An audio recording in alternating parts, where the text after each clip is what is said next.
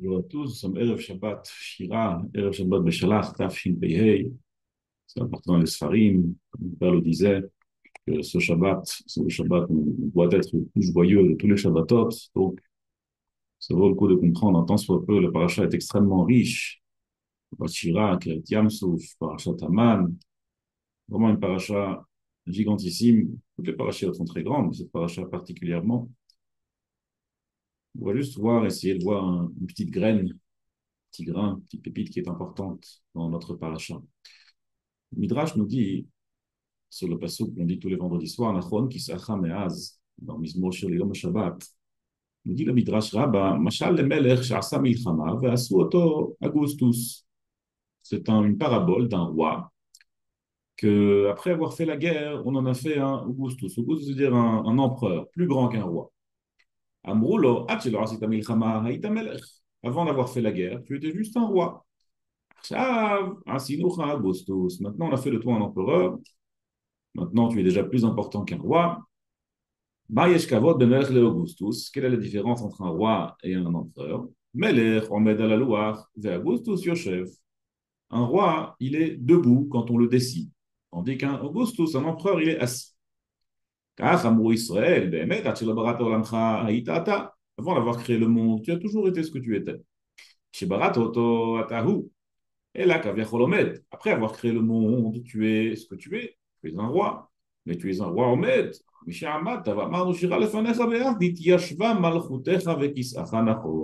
Après avoir dit Shiratayam, maintenant, Nachon Kisacha, maintenant tu peux être assis, tu es un empereur. Et évidemment, ce midrash nécessite une explication qu'on va essayer de voir ensemble. Le midrash Yadoua, que mon père apportait aussi, que l'homme Shira ad Az. Il y a le fameux Az qui est la de la veau, dira Shiratayam quand la Géoula viendra très prochainement. Il y a aussi un Az que jusque-là, jusqu'à ce que les Israël ont dit Shira, personne n'a dit Shira, ni Abraham, ni Yitzhak, ni Yaakov, ni les Shvatim. C'est qu'à ce moment-là, on a pu dire Shira Tayam. Il y a un autre midrash plus étonnant encore, que Keivan Shekara Lahem et Tayam Minubo.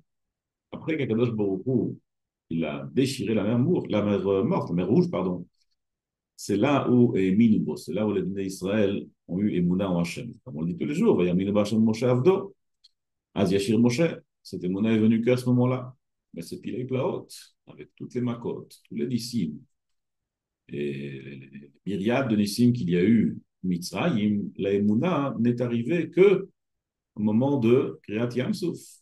Ça aussi, ça nécessite une explication. Chazal nous disent que lorsque Kadosh Baruch Hu a fait le nes de Kriyat Yamsuf, les Israël étaient un peu désarrois. Ils ne savaient pas ce qui allait se passer. Ils se sont dit peut-être qu'Akadosh Baruch Hu nous ouvre la mer ici, et les Mitzrim, ils vont passer d'un autre côté. Et jusqu'à ce que Kadosh Baruch Hu, il a fait un nes, Paltan Halayam, Paltan Hayam al Sfato, que la mer les a recrachés vers le rivage. Et là, les Bnei Israël ont pu reconnaître, chacun se racontait dans le Midrash longuement, comment chacun a pu reconnaître celui qui l'embêtait, comment ils ont pu se venger. C'est là où on a vu tous les Nissim que Kadosh Baruch Hu a non seulement éliminé les Mitzrim, mais en plus, il les a montrés, il les a fait monter dans le rivage pour montrer cela au Bnei Israël. C'est une question générale. Pourquoi est-ce que Kadosh Baruch Hu a dû faire ces Nissim en plusieurs étapes? Pourquoi Kadosh Baruch Hu n'aurait pas pu simplement tuer les Égyptiens en Égypte, par exemple? On voit que tout autour de Kiryat Yamsouf, il y a eu vraiment une multitude de Nissim qui, presque une partie de ces Nissim ont l'air inutiles. La mer s'est déchirée en 12, que chaque chèvre il est passé dans la mer, que ce qu'on a dit, que les Mitzrim ont été recrachés dans le rivage, que les Mitzrim ont été noyés, que les Bnei Israël ont pu aller Bayabashavet Ochayam, que les noyades n'étaient pas pareilles. Il y avait des Mitzrim qui étaient Bérouyam, sauf que Yochlemo Kakash, certains, ils étaient comme une paille qui souffraient beaucoup, d'autres comme Aven, d'autres comme une pierre, sans souffrance, ceux qui étaient moins Réchaïm. Ça rapporte dans les Midrashim encore beaucoup de Nissim. Quand ils étaient à l'intérieur, alors il y avait des robinets de nourriture et de boissons que les Bnei Israël pouvaient se servir dans les murs. l'eau de mer qui était comme des murailles. C'est ça que le Midrash nous dit, Veniflaot aden mispar, ze kriyat yamsuf. Veniflaot aden mispar, des merveilles sans nombre, sans compter, une multitude de nissim, sans compter, c'est quoi? C'est kriyat yamsuf. Et bien, pourquoi Kadosh Baruch Hu a fait tout ce nissim jusqu'à ce que Mitzrayim soit éliminé? Pourquoi est-ce qu'il ne pouvait pas simplement les éliminer en Mitzrayim, permettre au Bnei Israël de sortir, et à partir de là, que les choses allaient être plus simples? Il y a un autre pelle est, Kadosh Baruch Hu, avant de faire sortir les Israël de Mitzrayim, il dit Chizakti et leiv paro ve'adaf acharehem, v'ikavda befaro bechol chilo ve'yadeu Mitzrayim ki ani Hashem. Là, enfin, Mitzrayim saura que je suis Hashem, dit Akadosh Baruch Hu. L'Ichora, ça aussi, ça demande une explication. Jusque-là, les Mitzrayim n'ont pas vu qui était Hashem. Les 10 Makot n'ont pas suffi. Les Nissim de Moshe Rabbeinu n'ont pas suffi. Tout ce que Kadosh Baruch Hu a prouvé qu'il était n'ont pas suffi avec nous, Mitzrayim qui a Hashem. Ils ont besoin encore un S parmi d'autres, pour savoir qui est Hashem. En Parashat Shemot, on retrouve un dialogue entre Moshe Rabbeinu, Aaron et Paro. Moshe Rabbeinu demande à Paro de laisser le bien Israël sortir pour sacrifier des korbanot. Quoi, Hashem Elokei Israël, Shalach Tami ve'yachogu li bamidbar. Envoie mon peuple pour qu'il puisse sacrifier, pour qu'il puisse faire un chag pour Akadosh Baruch Hu dans le désert. Quoi, Hashem Elokei Israël. Comme ça, Moshe Rabbeinu, il ouvre sa demande à Paro. Yomer Paro lui répond, Mi Hashem Asher Eshma Bekolo Shalach Israël. Qui est Hashem que je vais écouter sa voix pour envoyer le Bnei Israël? C'est-à-dire qu'il y a eu déjà quand même le Nes du Tanin, le Nes du Maté du Tanin et le Nes du Tsarat. Et tout cela, ça n'a pas encore impressionné Paro. Il a dit Mi Hashem Asher Eshma Bekolo. Et après, la réponse de Moshe Rabbeinu, c'est quoi? Yomru, Elokei Haïvrim, Nikra Aleinu. Là, c'est plus Hashem, Elokei Israël. Il l'appelle Elokei Haïvrim, Dieu des Hébreux. Allons pour 3 jours dans Midbar, Venisbechal Hashem, nous allons sacrifier un korban à Hashem. Elokeinu, Penifgainu, Badever Obacherev. On retrouve 3 changements dans ce passage. Tout à l'heure, mon cher Rabbeinu, il appelle Hashem, Hashem Elokei Israël. Et là, il appelle juste Elokei Ivrim. Tout à l'heure, mon cher Rabbeinu, il dit Shalach et Ami, sans limite dans le temps. Là, il lui dit Shloshet Yamim, juste 3 jours. Bon, ça encore, on peut écouter, c'est une négociation. Et après, en plus, dit mon cher Rabbeinu aussi, tu ne nous laisses pas sortir, Penifgainu, Badever Obacherev, on va avoir des soucis. Il y aura Dever, Cherev. Tout d'un coup, il y a des menaces. Avant ça, il n'y avait pas de menaces. Juste sors-nous. Il faut comprendre tout cela. Le Ramban, sur ce dialogue, dit quelque chose de nifla. De nifla, mais il faut le comprendre. Dit le Ramban que Paro, quand il a dit le Yadati et Hashem, le Fataï qui savait qu'il y avait Akadosh Baruch. Le Fataï qui savait que Akadosh Baruch était capable de faire des miracles que ses Khartoumim n'étaient pas capables de faire. Mais Paro ne connaissait pas le Shem Yud Kei Vav Kei. Lui, il connaissait que le Shem Elohim. Le Shem Elokut. Il dit le Ramban, Inei Paro Aya Chacham Gadol, c'est un grand sage, Yodea et Elohim ou Modebo, bien sûr qu'il connaissait la divinité, bien sûr qu'il connaissait Akadosh Baruch Hu. Alors, Yodea et Hashem Amiyuchad. Mais il ne connaissait pas le Shem Amiyuchad, Yud Kevav Kei. Et donc, ce qu'il a dit, Ani le Yadati et Hashem, moi je ne connais pas. Bon, si tu ne connais pas Hashem, si tu ne connais pas Yud Kevav Kei, alors on va devoir parler dans ton langage. Quel est ton langage? Elokei Ivrim. Elokei Ivrim. Ça, tu connais Elohim? Ok. Alors, on va parler de Elokei Ivrim. Si Yud Kevav Kei, tu ne connais pas. Comme ça, nous explique le Rambam. Évidemment, ça nous laisse sur notre faim. Alors, on va essayer de comprendre ce Rambam et à travers cela, comprendre le Midrashim et en tant soit peu, peut-être un peu apercevoir quelle est la mashmaout, quelle est une des particularités de Nes Kriyat Yamsouf, qui est quand même la base de notre émuna, le moment où le Klal Israël est devenu le Klal Israël. Il faut comprendre de qu'est-ce qui a tilté à ce moment-là. Shem Yud Kei Vav Kei Yadoua dans la fin, quand on dit Shem Yud Kei Vav Kei, il faut avoir la kavana de Haya, Bove, Ve'iyeh. C'est-à-dire que toute la Metsiout, tout ce qui existe dans le monde, tout ce qui était, est et sera, c'est uniquement Akadosh Baruch. Il n'y a rien d'autre qu'Akadosh Baruch. Haya, Hoveh, pas seulement lui, il était, il est, il sera, mais toute la Havaya, tout ce qui existe dans le monde, c'est lui. Et tout ce qui a existé, tout ce qui existera dans le futur, ça aussi c'est Akadosh Baruch. Ça c'est Yud Kivavke. Shem Elohim, Elohim c'est Koach. Alors c'est vrai que quand on dit Elohim à Kadosh Baruch Hu, la kavana elle est takif, Baal hayecholet ou Baal kol hakochot kulam. Kadosh Baruch Hu c'est la force, c'est la capacité par excellence, c'est lui qui est capacité, c'est lui qui est force, et c'est lui qui est Baal kol hakochot kulam, c'est lui qui a toutes les forces. Mais Béhémet, le Shem Elohim est beaucoup moins particulier que le Shem Yud Kei Vav Kei. La preuve, c'est que Elohim, on peut appeler les Avdil aussi d'autres choses. Par exemple, un Beddin s'appelle Elohim. Ou bien, dans les Nevi'im, on voit souvent que les Malachim sont appelés Elohim. Elohim Echad, même à Vodazara, on peut l'appeler Elohim. Donc on voit qu'il y a une différence entre Yud Kivav et Elohim. Et la différence, elle est que Elohim, c'est une force. Alors c'est vrai qu'Adash Baruch Hu, c'est la force par excellence, et que c'est lui qui possède toutes les forces. Mais il peut y avoir d'autres forces. Il peut y avoir une force dans Malach, il peut y avoir une force dans Dayan, et les Havdilef Alfei Avdalot, il peut même y avoir une force dans une Avodazara. Certes, une force de Sitra Akra, une force du mal, mais c'est quand même une force, c'est quand même quelque chose. Et Elohim est beaucoup plus fort et il possède toute cette force. Paro, lui, connaissait seulement ce terme-là. Lui, il connaissait que la force, pour ainsi dire. On pouvait lui parler que dans son langage. Moi, je veux voir qui est le plus fort.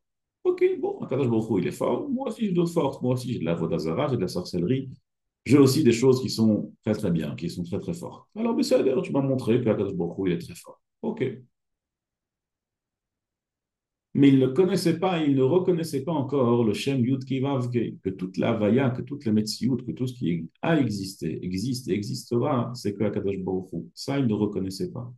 Mais il Moshe devait changer son langage et lui dire Elokei Ivrim, Elokei Ivrim, deux des Hébreux. Et puisque maintenant on est obligé de parler de force, alors maintenant on va devoir aussi te menacer. Attention, si tu ne nous laisses pas, il va y avoir des soucis. Et maintenant aussi, il va falloir le limiter dans le temps, parce que c'est plus une Metsiout qui est complètement en dehors du temps de Shem Havaya, de Yud Kivav. Maintenant, on parle que en termes de force. Donc, si on est en termes de force, il va falloir négocier. Alors, je te demande que 3 jours. Ça, hein, c'est la manière dont on explique le dialogue entre Moshe Rabbeinu et Paro, selon le Ramban. Lecha Hashem Agdula, c'est Kriyat Yam Suf, dit le Midrash. À toi, Hashem est la grandeur, c'est Kriyat Yam Suf. Sans le Kriyat Yam Suf, on ne savait pas que c'était Lecha Hashem Agdula. On ne savait pas que l'Agdula était à Kadosh Baruch Hu. Kadosh Baruch Hu a fait beaucoup de miracles en Mitzrayim. Mais cependant, il y avait les Mitzrayim qui étaient encore vivants. Il y avait même certaines idolâtries qui étaient encore vivantes. Comme on voit sur le pasuk Nifnei Baal Tzefon, Nichechot Achanu Alayam, nous explique Rashi Nifnei Baal Tzefon Nishar Mikol Elohei Mitzrayim. Baal Tzefon, il est encore resté, c'est un survivant d'Elohei Mitzrayim. Kedele Atrotan Shiyomru Kasha Irata. Pour justement les induire en erreur. Il y a encore des Avodazorot qui existent.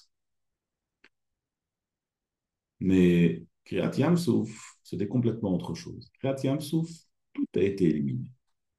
Kriyat Yam Souf, il n'y avait plus rien. Plus personne des ennemis du clan Israël, plus personne des Mitzrayim n'a pu survivre. Le Midrash nous raconte que même Sarosh el Mitzrayim, même le malach protecteur de Mitzrayim, il a été noyé dans la mer. C'est le moment où le Shem Yud Kei Vav Kei, Vayaminu Ba'Hashem ou Moshe Avdo, et le Midrash qui nous dit que c'est uniquement grâce à Kriyat Yam Souf, et Minu Ba'Hashem c'est Yud Kei Vav Kei, c'est uniquement à ce moment-là où Kadosh Baruch Hu, il a montré qu'il n'y a rien dans le monde qui a existé, qui existe et qui existera sans lui. Vekol Kach Lama. Et pourquoi c'est arrivé d'Avka maintenant? Et pourquoi ça ne pouvait pas arriver en Mitzrayim? Et pourquoi le Shem Yud Kivav qui ne pouvait pas être Nigla avant plus simplement? Pourquoi est-ce qu'on avait besoin d'attendre tellement? Le Midrash nous dit, ça va porter, il y a deux versions. Il y a une dans le Midrash et une dans le Zohar HaKadosh. Lorsque les Bnei Israël étaient sur le point de traverser la mer, en tout cas, qu'ils étaient devant la mer et qu'ils étaient menacés de tous les côtés, dans le désert, les Betséros et Mitzrayim, et la mer. Alors, il y avait là-bas, dans une version, c'est écrit que c'était Malachim, ou Motaolam, après ou Motaolam, Malachim ou Motaolam. Dans une autre version, c'est écrit que c'était le Satan, c'est rapporté en Zohar Kadosh. Il disait la fameuse phrase Halal ovde avodah zara, et halal ovde avodah zara. Les deux sont des idolâtres. Pourquoi est-ce que tu vas sauver Davka les Juifs? Et là, Chazal nous dit deux réponses d'Akadosh Baruch Hu. Une réponse dit Akadosh Baruch Hu, Imiteni shet kol hon beito be'ahava, boz yavuzu lo. C'est-à-dire, j'aime le clan Israël, peu importe ce qu'il a fait, mais je vais le sauver. Ça, c'est une version. L'autre version dans Zohar Kadosh, c'est parce qu'ils étaient shogegim. Leur avodah zara, c'est pas une vraie avodah zara, c'est juste un shogeg. Car au car, il y avait une vraie question, Blamet. On a l'impression que la réponse à Kadosh Baruch Hu, elle est juste pour faire taire le Malaché ou Olam, mais pour faire taire le Satan. Les Chora, ils ont une bonne ta'ana. Si les deux font Avodah Zara, pourquoi est-ce que Kadosh Baruch Hu va privilégier Dafka le Klal Israël juste parce qu'il les aime? Elle est où l'égalité? Blamet, la Mara dans Masechet Sota nous répond. Dans Masechet Sota d'Aflamet Zayin, elle nous répond Sham Binyamin Sa'ir Rodem, Teilim Samechet. Sham Binyamin Sa'ir Rodem, grâce au mérite de Binyamin, de Shevet Binyamin, qui a été Moser Nefesh pour sauter dans la mer, Nachshon Ben Aminadav, et que tout le reste du clan Israël l'a suivi par le zrou de cette Messirut Nefesh. Akadosh Baruch Hu a sauvé Davka le clan Israël, bien qu'ils étaient en Avodaza. Ça, c'est le moment où Akadosh Baruch Hu, il a pu révéler son Yud Keivav, qui est son Shem Hashem, Vayamin Ba'Hashem Moshe Avdo, Bizrut Kiyat Yamsuf, et Minu Ba'Hashem. C'est uniquement à ce moment-là où Akadosh Baruch Hu, il s'est réellement révélé, il a vraiment révélé le Yud Kevav. C'est là où on a vu tous les Nissim, c'est là où la révélation était telle que toutes les Mahamaré, Chazal, Kayadou, Arata, Shifra, Layam, Shilra, Yecheskel Ben Bouzi, que même une simple servante a pu voir, ce que Yecheskel Ben Bouzi n'a pas pu voir par la suite, ou bien que même Afilu Olelim Veyonkei Shadaim, ils ont pu dire Zekeli Ve'anveo, ils ont pu montrer à Kadosh Baruch Hu avec le doigt. Tout cela, c'était uniquement à ce moment-là, lorsque Kadosh Baruch Hu a révélé son Hayar, Ove, Tehiyeh. Mimeile, nous dit à Kadosh Baruch Hu, Ve'yadeu Mitzrayim, ki ani Hashem. C'est là où Yadeu Mitzrayim, ki ani Hashem. C'est uniquement là où enfin Mitzrayim pourront savoir qui est réellement Hashem, Hashem Yud Kivav, qui n'est pas Hashem Elohim. Et ça, c'est le Augustus. Augustus, Nachon, qui s'achameoz. Maintenant, tu es Yoshev. Maintenant, tu es Meyushav. C'est plus seulement des forces d'appoint qui sont montrées à différentes occasions. Que beaucoup est le plus fort, qui fait des miracles extraordinaires. C'est pas ce terme de miracle. Et toute la Havaya, c'est uniquement Kadosh Baruch Hu. Ça, c'est une yeshiva qui est fixe, qui est pour toujours, pour montrer que ça a toujours été, que c'est comme ça, et que ce sera toujours comme ça. Et tout cela, bizrut ma, bizrut mesirut nefesh. Lorsqu'on est moser nefesh, on est zocher des gilouyim, des gilouyim à la nous d'Akadosh Baruch Hu, à la Havaya d'Akadosh Baruch Hu, on ne peut pas avoir sans cela. Il faut savoir que Kama comme Moser Nefesh, chacun dans ses petites choses, chacun dans ses idgabrout sur le Yetzerara, dans ses propres idgabrouyot, dans ses propres guerres avec le Yetzerara, il faut savoir que chaque Messirut Nefesh renforce un peu plus la Havaya d'Akadosh Baruch Hu, le Yud Kevav qui est dans lui. Il rassemble Bezrat Hashem, qu'on puisse toujours être Moser Nefesh, chacun à son niveau, et grâce à cela, Nachon qui s'acham et ose faire asseoir Akadosh Baruch Hu sur son trône. Kol Tuv et Shabbat Shalom.